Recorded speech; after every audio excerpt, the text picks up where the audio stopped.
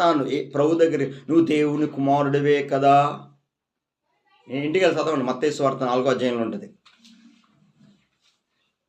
మత్తయి సువార్త 4వ అధ్యాయం అదంతా చదవండి. 40 దినాల ఉపవాసం ఎందుకున్నాడు? దేవుని కుమారుడు ఉండక్కర్లేదు కదా, ఒక మాట చేయాలి, చదివిస్తే అయిపోతుంది కదా. ఒక్క మాదిరి చూపించాడు యేసుక్రీస్తు. నీకు నాకు ఒక మాదిరి చూపించాడు యేసయ్య.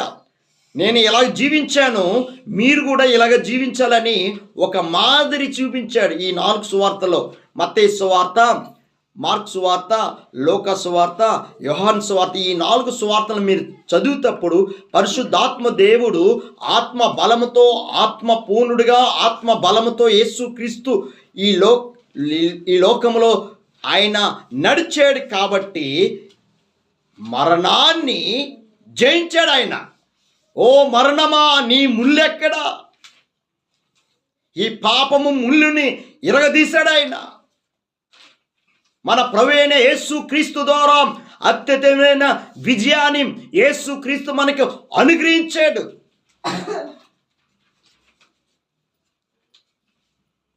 అంత శక్తి దేవుడు మనకు అనుగ్రహిస్తే ఎందుకు భయపడుతున్నావు? ప్రతి బిడ్డకి మరణం ఉంటుంది, అందరికీ మరణం అంటే భయం ఉంటుంది. కానీ ఆత్మ కలిగిన వారికి భయం అనేది ఉండదు, భయం ఉండదు. ప్రభా తీసుకుంటే బతుకుతే నీ కోసం, బతుకుతే క్రీస్తు కోసం, చావైతే లాభం. నీతిమంతుడు మరణము గొప్పది. హల్లెలూయా. ఈరోజు మన జీవితాల్లోనే మరణమే ముగింపు అనుకుంటున్నారు మనుషులు.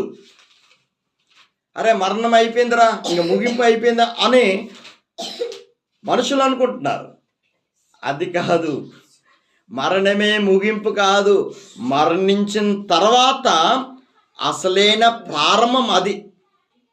మీకు అర్థమవుతుందా? హల్లెలూయా. అసలైన ప్రారంభం లైఫ్ లాంగ్. ఇంకా అక్కడ మరణం లేదు. ఆ రాజ్యం, దేవుని రాజ్యంలో మరణము, కొత్త ఆకాశము, కొత్త భూమి. నీతిమంతుడైన అక్కడ ఎవరు ఉంటారంటే నీతిమంతులే జీవిస్తారు. ఆమేన్. అక్కడ మరణము లేదు, దుఃఖము లేదు, చింత లేదు. యుగ యుగములు దేవుడితో ఆ సంబంధం